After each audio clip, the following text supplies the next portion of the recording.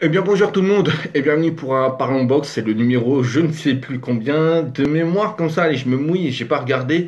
Je crois que ça doit être le numéro 25, 26, je verrai bien. Donc on va parler du combat entre Andy Ruiz et Chris Arreola. Je ferai une vidéo plus tard du combat entre Derek Chisora et Joseph Parker qui lui a eu lieu à 19h. Le combat entre Andy Ruiz et Chris Arreola il a eu lieu vers 4h30 du matin comme ça. Et j'ai pas pu le regarder en direct, le combat de Chisora, parce que bah, j'étais occupé, j'ai une vie à mener. Hein. Donc là, c'est faux, je dormais. Voilà. Alors, Andy Ruiz, il n'a pas boxé en 2020. Parce que je sais pas si tu as entendu parler d'un truc qui s'appelle le Covid. Chris Arreola non plus, mais Chris Arreola, il y avait le Covid. Et aussi lors de son dernier combat, il s'était fracturé la main droite. Donc bah, ça met un peu de temps. Hein. C'est dur de faire de la boxe avec une main droite cassée. Même si lui, il a fait 8 rounds avec une main droite cassée. Hein. Donc voilà. Donc en tout cas, en plus, il avait gagné ce combat-là. C'était face à Adam Konaki. Voilà, le Polonais. Et en Ruiz, son dernier combat, bah, c'était Joshua, hein, Anthony Joshua en Arabie Saoudite. Donc voilà, en 2019. Donc avant ce combat-là, Chris Arreola est à 38 victoires pour 33 KO, 6 défaites et 1 nul. Et Andy Ruiz est à 33 victoires pour 22 KO et 2 défaites, une contre Joshua et une contre Joseph Parker. Même si c'est contre Joseph Parker, il y a moyen de discuter. Alors, et même si c'est face à Joshua, il y a moyen de discuter. Hein, parce que quand tu tournes autour et qu'après tu tapes, bon, bref. Qu'est-ce qu'on attendait? On savait que Andy Ruiz a rejoint la team de Canelo Alvarez. Donc, Canelo Alvarez, hein, pas besoin de vous le présenter, je pense. Et l'entraîneur qui était dans le camp d'Andy Ruiz, c'est toujours hein, l'entraîneur de Canelo. Et quand Andy Ruiz a rejoint le camp de Canelo, l'entraîneur de Canelo a dit au père d'Andy Ruiz et au manager, il a dit s'il n'est pas sérieux, parce que c'était son problème Andy Ruiz, et c'est pour ça qu'il a perdu aussi face à Joshua, c'est qu'il s'était pas préparé de manière sérieuse. L'entraîneur lui a dit, si t'es pas sérieux machin, tu prends tes affaires et tu dégages. Voilà. Et au moins ça donne le ton, et puis voilà, et la perte de poids colossale d'Andy Ruiz, incroyable. Alors, donc moi j'en attendais qu'il soit le destroyer comme on l'appelle, comme son surnom l'indique. Et mais enfin, en face il y avait Chris Arreola qui a certes 6 défaites, mais c'est 6 défaites face à des sacrés bonhommes. Hein. Deontay Wilder, Berman, enfin quand il était bon, hein, Berman. Voilà, il a perdu face à des grands noms. Et encore face à Wilder, il a tenu le choc hein, quand même Arreola. Donc ça en dit long sur le garçon. Le combat commence. Alors, ce qui était marrant, c'est que les deux se sont mis aux couleurs pour se mettre le public dans la poche. Arreola s'est mis aux couleurs des Dodgers. Je crois que c'est l'équipe de baseball. Je suis pas sûr, il me semble que c'est l'équipe de baseball. Donc, il s'est mis en bleu et blanc. C'est l'équipe des Dodgers. Andy Ruiz s'est mis aux couleurs des Lakers, l'équipe de la NBA, pour se mettre un peu le public dans la poche. Même si le public était à fond derrière Andy Ruiz. Et je vais pas vous le cacher. Moi aussi. Voilà. Alors, Andy Ruiz.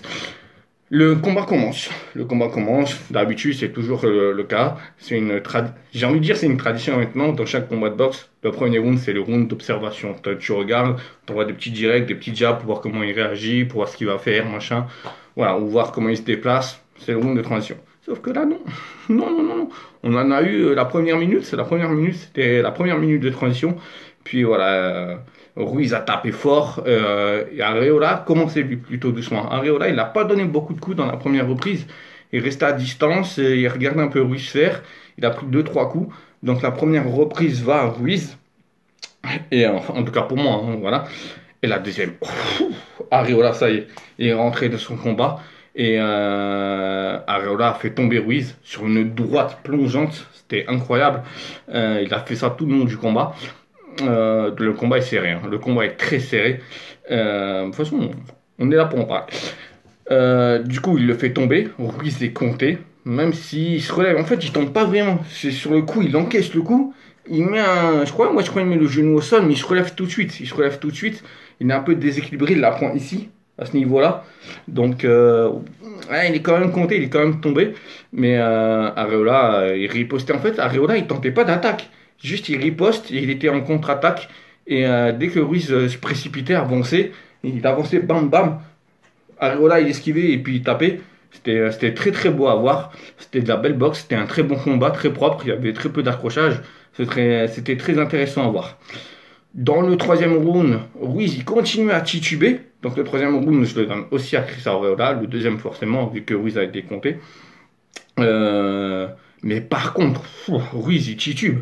Mais par contre, que ça soit du côté de Ruiz ou du côté de Areola, mais ça s'envoyait des parpaings. J'ai vu un mec sur Twitter, il a dit un truc tellement vrai, ils se sont envoyés des chewing dans la face. Tout simplement, ça m'a fait beaucoup rire. Ils se sont envoyés des chewing dans la face. Et bon, Areola a plus touché dans la troisième reprise. Allez voir cette troisième reprise, elle est incroyable. Ça sent coup pour coup. Mais Areola continuait de toucher en contre-attaque. En fait, il tentait pas d'attaque. Ruiz, il touchait Areola parce qu'il lançait son attaque. Mais derrière, Areola, il le touchait aussi en contre-attaque. Et les deux tapaient très très fort, hein. Et Ruiz, il essayait de mettre de la vitesse. Ruiz, c'est un de ses points forts. Il a une vitesse de bras très très vite, très très bonne. Et parce que très très vite, ça veut rien dire. Mais une vitesse de bras, c'est une de ses forces, c'est une de ses clés. Et il a essayé de jouer un peu avec ça, avec Areola. Ensuite, quatrième combat, n'importe quoi, quatrième reprise. Ruiz, il continue à mettre la pression, il avance, il met la pression sur Areola. Le round était un peu plus calme, celui-là, c'était un peu un round de transition parce que le round d'avant, les lourds qui se sont mis, mon pote, c'était incroyable. Donc c'était un round un peu plus calme. Je le donne à Ruiz parce que Ruiz a mis un peu plus la pression, a tenté plus de choses, mais en vrai, on aurait pu mettre égalité dans ce round-là. Cinquième round, Areola le remporte, il touche, Ruiz aussi, mais sur la fin du round, il a commencé à arrêter de... Ruiz, en fait, sur la fin du round, il a commencé à comprendre comment boxer Areola, en fait, parce que sur les 5 premières reprises, Ruiz, il met la pression, mais il avance, il veut faire mal, il cherchait le KO un peu, en fait, il cherchait un peu le KO. Mais Areola, même si son nom ne vous dit rien, qu'il n'est pas très connu, c'est un client, hein, c'est pas le petit gars du coin que tu vas boxer un dimanche matin, et voilà, tu vois. Et du coup, Areola, il a touché aussi, il a touché Ruiz, il a touché un peu plus, il a aussi de nouveau touché avec sa droite plongeante comme ça, elle était très très belle sa droite plongeante. Ruiz l'a tenté une seule fois sur sa droite plongeante, elle n'est pas passée, il a un peu glissé en fait quand il l'a mis, mais si elle l'avait touché, incroyable.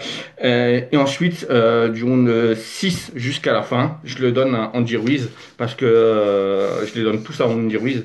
Simplement pourquoi? Parce qu'il a compris qu'il fallait boxer en reculant, en défensant, de manière défensive. Tu connais la petite bouteille d'eau, hein, qu'on n'arrive plus à parler. C'est une habitude dans les parents de boxe. Alors, Ruiz, c'est pas qu'il esquivait, c'est qu'il était de manière défensive. Il a arrêté d'avancer, il laissait de temps en temps Areola venir vers lui, il l'obligeait à attaquer. Et puis Ruiz, il commençait aussi à varier ses zones de frappe. Avant, il touchait que la tête, maintenant il touchait un peu au corps. Il tentait plus de choses. Et à chaque fois que Areola voulait tenter sa droite plongeante, à chaque fois Ruiz, il l'esquivait. Et j'en ai discuté avec un ami justement sur la capacité d'encaisser d'Andy Ruiz. Parce qu'Andy Ruiz a pris des parpaings, hein, c'est incroyable. Et je trouve que Andy Ruiz, en fait, a progressé sur certains points, mais sur ce combat-là, Andy Ruiz, on n'a pas vu de coup dangereux, à part sa droite plongeante qui a un peu glissé, on n'a pas vu un coup ou un uppercut, bon, même s'il en a mis 2-3, qui auraient pu mettre fin à Areola. Ce qu'on a vu par contre, c'est que sa vitesse de bras est toujours là. Il a progressé au niveau esquive déplacement. Mais alors est-ce qu'il a travaillé sur ça, sur ce combat-là, pour montrer à son entraîneur que c'est bon, il avait compris, ou est-ce que c'était pour s'adapter à ce style de boxe? Voilà, en tout cas, toujours est-il qu'après, du round 6 jusqu'à la fin, il laissait Areola venir et il se précipitait moins vers Areola, et ça a donné un putain de combat. Voilà, ça a été un très très bon combat. Maintenant, qu'est-ce qu'on peut espérer? Ruiz est le challenger officiel de Joshua. Seulement, alors là c'est encore une histoire de fédération, de boxe, etc. et tout. La priorité revient à Alexander Usyk, vu qu'il a battu Chisora. Donc normalement, le prochain combat c'est Joshua Usyk. Si le combat Joshua Fury n'est pas annulé. J'en ferai une vidéo d'ailleurs là-dessus. D'ailleurs c'est la prochaine. Voilà, enfin après le combat Joseph Parker Chisora. Et ensuite ça doit être Andy Ruiz. Mais est-ce qu'Andy Ruiz, en attendant, ne va pas affronter un Ortiz? Pourquoi pas Areola, Ortiz? Pourquoi pas Ruiz Wilder, on peut voir. Même si Fury Wilder, apparemment, on tourne vers une trilogie. Il y a plein de possibilités. Il y a plein de possibilités, en plus de la victoire de Joseph Parker ce soir, puisqu'il a battu Chisora, hein, je vous le dis. Voilà. Il l'a battu, donc il y a plein de possibilités là. Il y a plein de combats qui s'offrent à nous. Il y a Ruiz Wilder, Areola Ortiz, Ruiz Ortiz, il y a Ruiz Joshua, forcément, puisque Ruiz est le challenger officiel. Il y a Joshua Fury, il y a Joshua Usyk, il y a Fury Wilder. Il y a plein de combats intéressants qui s'offrent à nous. Et puis voilà. C'était un très très bon combat. Une belle boxe des deux côtés. Malheureusement, Areola s'est aussi blessé à l'épaule gauche. C'est celle-là, du coup. À l'épaule gauche, il s'est blessé. Et du coup, ça l'a un peu handicapé sur la fin de combat. Et il avait du mal un peu à boxer avec la main gauche, à mettre son jab. Mais ouais, il a été jusqu'au bout. Mais malheureusement, il s'est un peu blessé à l'épaule gauche. En fait, il n'a pas reçu de coup. C'est juste qu'il a fait un mauvais mouvement. Et l'épaule gauche a cédé. Voilà. Bon, d'ici là. On se retrouve très vite pour un nouveau Parlons Box, très vite, hein, puisque là je vais regarder le combat de Chisora contre Parker pour vous le faire en vidéo. Et puis voilà, d'ici là faites attention à vous, portez-vous bien, ciao tout le monde, peace.